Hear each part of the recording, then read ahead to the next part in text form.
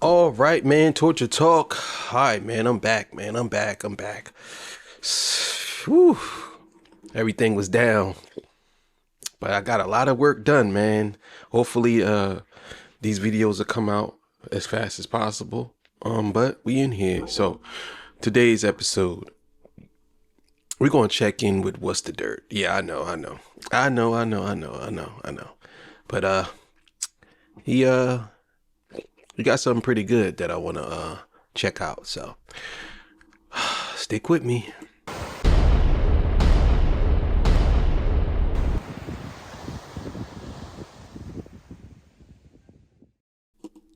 Yeah, I gotta change that. I gotta change that. I look like a lazy bum. Oh, I look like a lazy bum. I gotta change that. But yeah, man. If you want to leave a donation, links on the screen right here. Cash App tomorrow night. Oh, tonight, because it's actually late. This is a late episode. So tonight at 8 o'clock, I will be premiering a song from Good Sinner. You know what I'm saying? Make sure you're here for that. You know what I mean? It's pretty lit. I ain't gonna lie, it's a pretty good song. You know what I'm saying? So we're gonna be premiering a new song, and all that good stuff. If you want to donate, links on the screen, Cash App, all the beautiful single sex ladies, I love you. All the fellas, what's up? You know what I mean? Hope y'all doing well. Hope your baby moms ain't really, messing you over. Yeah, man. And shout out to everybody that pulled up to all the episodes yesterday. Yeah, so look, let's get it, man. No more talking. Let's get it, man. Let's get it. All right, so let's get it, man. People are saying that J. Cole is Alright guys, so people are saying that J. Cole is disrespecting Jay-Z on track 2, Diss 2, and it's all because of one line. On cloud 9, now signed to my hero, one of the so-called kings of this rap thing that I swear to usurp. Whether it's the Twitter timeline, YouTube breakdowns, or even higher up hip-hop media people like Joe Budden, a lot of people heard that line and took it as a shot. Y'all think it's a shot? One of them so-called kings that I'm The so-called gonna part. usurp. You can find two other words instead of so-called right there. Yeah, In what world come is on, so-called Yeah. not A shot. I'm That's what I was saying. Y'all already know I did my breakdown of this already. You know what I'm saying? I already did it, but I want to see his perspective. I want to see what he has to say. Listen, we all know that we always don't get along, but sometimes you got to hear people out. And I'm all about that in 2026. Even if I don't like you, if I don't know you personally, it's not nothing serious like that. But if I don't like you, I'm still going to hear you out. I know a lot of y'all might not like that, but that's what's happening with me. You know what I'm saying? So let's get it. down to be reaching. But before we even jump to the disrespect, let's slow down for just 2 seconds. What do the words so-called actually mean? Well, by definition, it's an adjective suggesting that someone or something may not really be living up to whatever they're called. So based on that definition, yeah, it does seem to be disrespect. And with that, That's what I said in my video. There's nothing you can really say. You can't get around that. If you say somebody so-called something, you're basically saying that they aren't really who they say they are. Like, that's just what it is. Now, if he's speaking from the perspective of going backwards, which means he thought that he was until he met his hero, then that would make sense. You know what I'm saying? It's like, oh, one of these so-called kings, in his head, he's like, oh, he's a so-called king. And then once he got to know him, then he's like, oh, no, this is actually my hero. Now, that makes sense if it's that way. But if it's just going back the other way, even him calling Jay-Z a so-called king even before he met him, it's kind of a shot in a way. without understanding J. Cole, you probably saw that line in the same way, but the real truth lies in his own words. Because when Cole first came in, he was like a lot of rappers. He wanted to be seen as this undisputed king, and he wasn't subtle about it. He literally had a running series built around Simba from The Lion King, the young lion destined to wear the crown. It started in 2007 on the come up. And I can't wait to be the king, nigga, young Simba. Then he doubled down on the warm-up in 2009. I was like a young Simba, couldn't wait to be the king. Now nigga is the prince. And he dropped Return of Simba. That's crazy because I made a beat. That beat that he just played, I used that sample before I made a beat. That's crazy that I just heard that. That's crazy. Yeah, we be thinking alike. I'll run that back.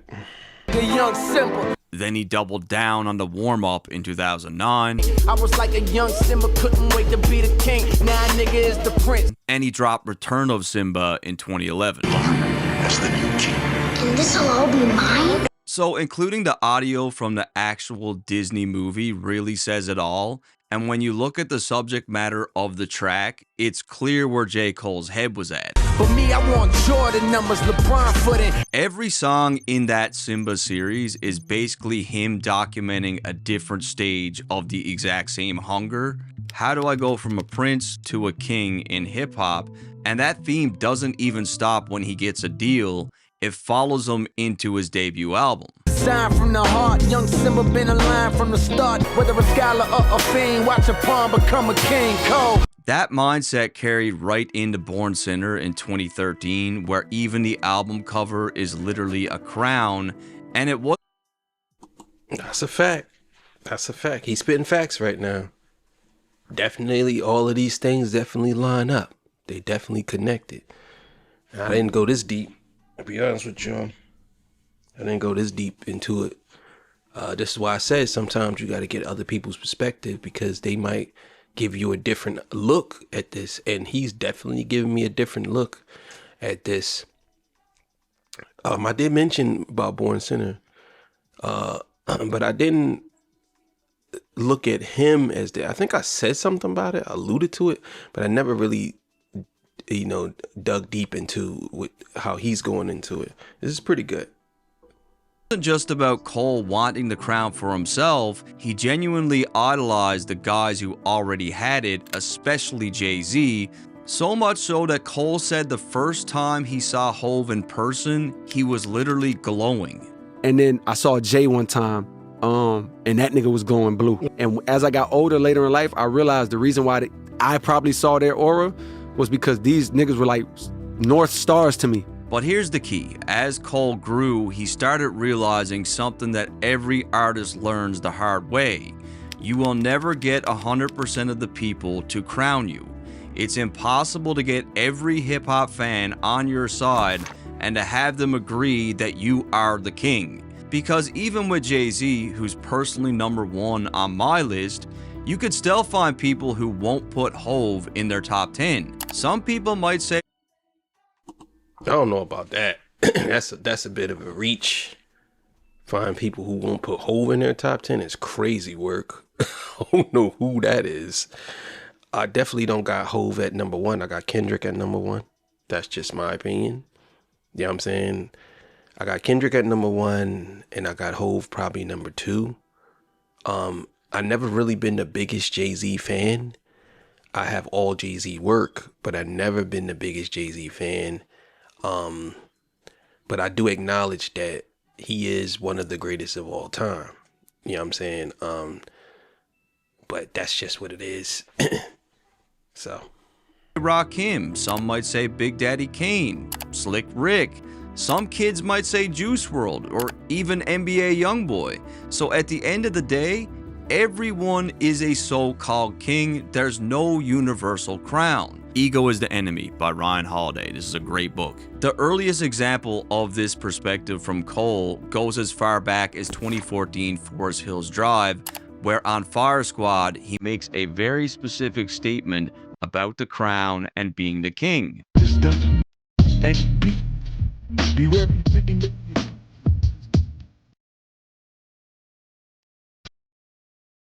It's on this record where Cole spells out exactly what I'm talking about. He's basically saying the crown doesn't last. It's not permanent, it's temporary. It's an illusion that gets passed around from one ego-hungry person to the next. Eventually, your run will come to an end, and no matter what you accomplish, one day the world will move on, and that's why he says to be wary of any man who claims the crown, because the need to claim it usually comes from insecurity, from the fear of being replaced or becoming irrelevant. And I get it, because if I'm being honest, I've been that guy. I've said that myself. Like, I want to be known as the guy that has the best videos in hip-hop. I need that. Why do I need that title? Why do I need people to see me like that? Why do I care so much about everybody else validating me? The real...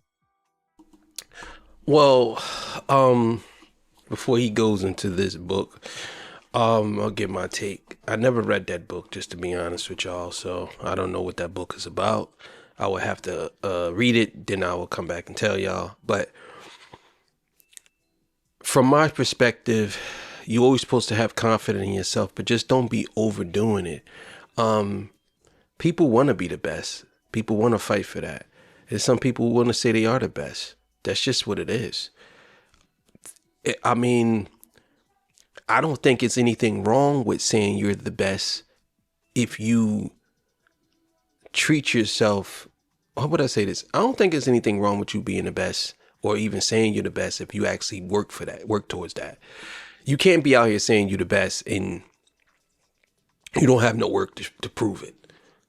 So I understand what he's saying, but I don't look at people seeking validation from people as the same as you saying you're the best. I don't see how that's connected, in my opinion. I don't connect me saying that I'm the best is kind of like me seeking validation from people. You know what I'm saying? No, that's just my confidence level. That's how I feel. I don't think that that's actually me seeking validation for people or me telling people, well, I'm the best. And then I'm waiting for them to respond back and say, no, yes, you are the best. Because some people don't need to respond. They don't need that. Excuse me. They don't need that. So I don't know. Answer is ego. I want the cosign. I want to be on the list. I want people to know my name. And it's actually deeper than just ego, because in my head, those things make me feel secure. Like if I stack enough praise and accolades, there's no way I can ever fall off. And this is a huge part of the theme of the fall off and even that trailer he dropped. I mean, I understand that part, but I don't think that, me personally, I don't think it went, I think he's kind of going, what's the dirt is going a different, he's just taking a different route to maybe to the same ending, in my opinion, but I didn't take this route. So we're going to see how he ends this off, but me personally, I don't know. I don't know about all that. I don't know about all that. I don't know about the whole thing when it comes to your ego and you feel like you're never going to lose the crown. I don't know about that. I think everybody does. Everybody feels like they're going to be on top, but I don't think everybody feels like they're going to be on top forever, especially in hip hop. But there's ways that rappers stay relevant. Jay-Z is one of them. He managed to stay relevant and maneuver through certain times just so he can stay where he's at. So I will say that about Jay. That, yes, of course, it's not going to last forever because somebody else has to take that spot.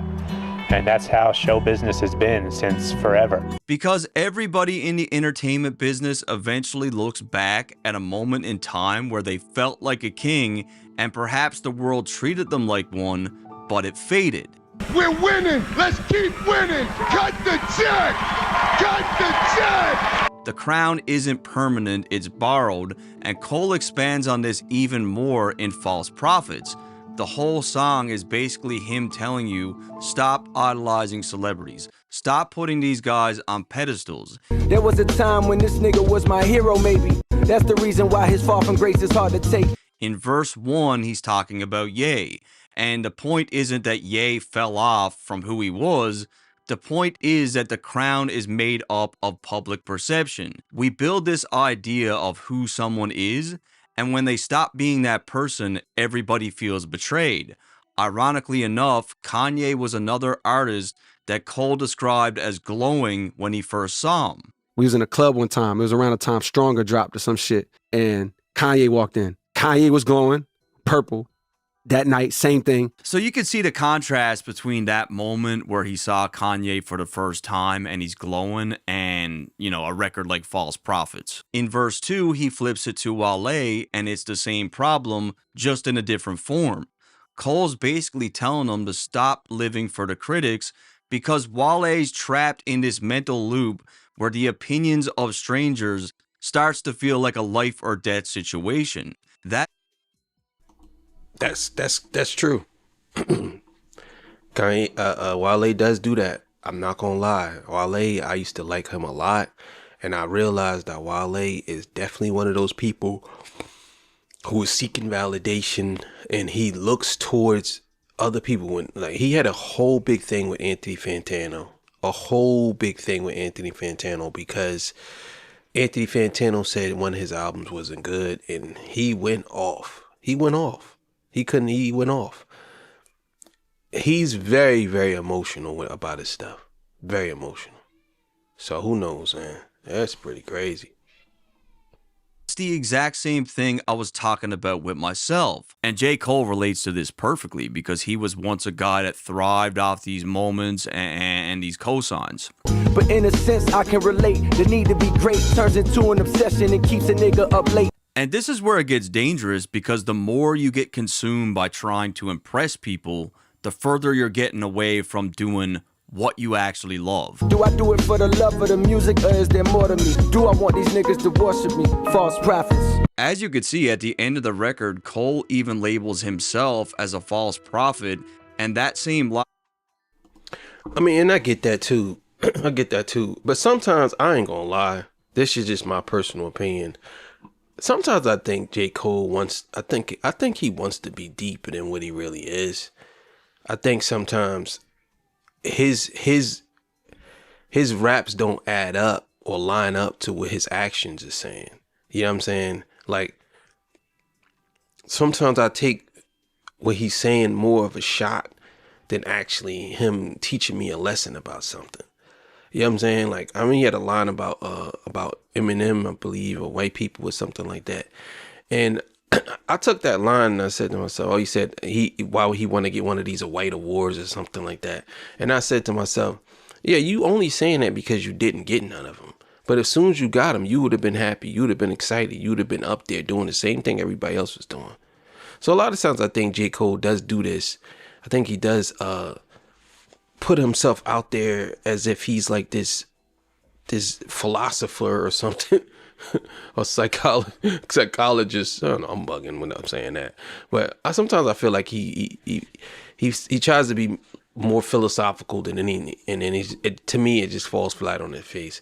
Like, even with the False Prophet song, you talked about Kanye, you talked about himself, and he also talked about Wale. And I think a lot of people took that and they kind of like looked at it like, okay, well, I mean, this is like kind of a diss out of nowhere. So I don't know. Logic applies to Jay-Z and everyone else. When Cole talks about there being no real kings in hip-hop, he's not saying that from a place of bitterness, and he's definitely not saying it because he never wanted to be one. If anything, Cole's story is about what happens when you believe in kings too much or being a king yourself, because it was that chase that nearly destroyed him. It's a song that I actually fuck with and was special, but I just abandoned ship because it's like, yo, what's the point? It's not the hit that I'm looking for right now. These were where the seeds were being planted for rotten trees that would kind of show themselves in the years to come, you know what I mean? We even saw Cole revisit the Simba theme in 2020 on a track called Lion King on Ice, where he's basically looking back at his younger self and calling out the weird things he thought he had to do to look like a king. Young Simba had to bust down, yeah, the Lion King on ice. Niggas wanted me to look the part, had to stop taking advice. Back in the day, wearing jewelry was part of what he felt was a rapper's costume. Even in studio sessions with legends like No ID, Cole was being told that he had to start dressing the part. Remember the clothes, like how a nigga was dressing and shit. He's like, yeah, you got on a t-shirt and I got on a t-shirt, but he like, my shit got a polo on it. Started to plant little seeds of like overthinking. It's the path and the quest that you need to travel. That's a fact. There was a time where rappers had to play a part, and rap was like a costume, or it was this whole thing where rappers had to wear all this jewelry, and rappers still do it to this day. They are beholden to this stuff.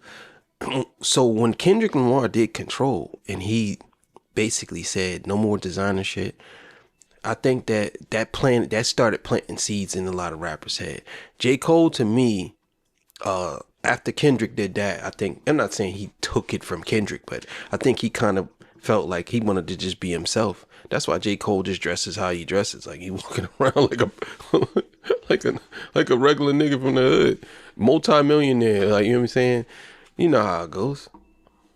Towards trying to become a king or known as a king, that becomes problematic.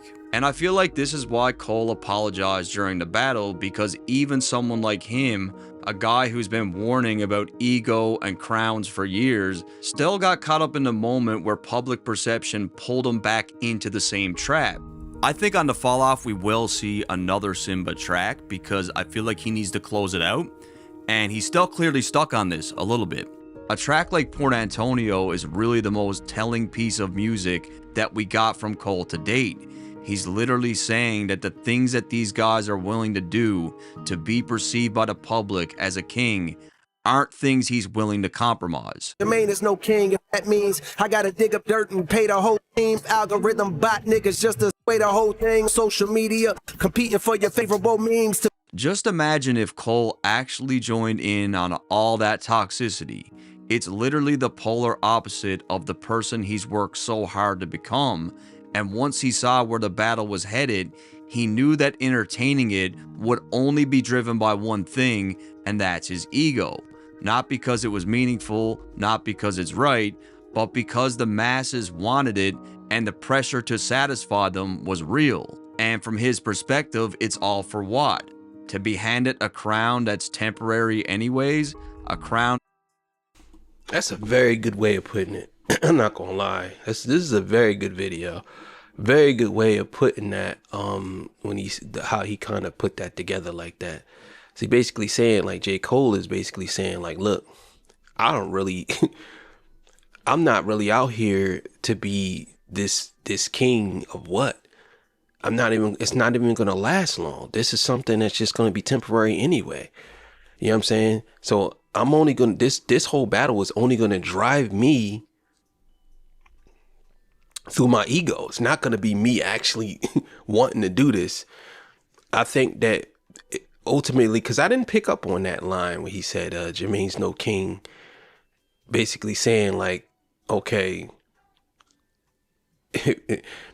it's kind of weird that he would say he's no king, but he would call himself one of the big three, and then say he's Muhammad Ali, which would make him being on top as the best of all time.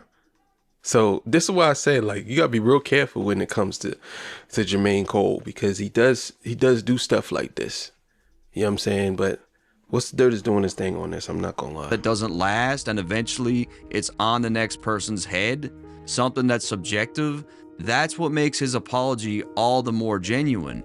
He literally starts off by saying he knows that people are going to be upset with him, but he goes ahead and does it anyways. And I know this is not what a lot of people want to hear. I know I can hear my niggas up there right now like, nah, don't do that. But I got to keep it 100 with y'all. So no, the Jay-Z line signed by a so-called king isn't disrespect, not when you understand the context. And keep in mind, the record plays in reverse, so that line is like a turning point.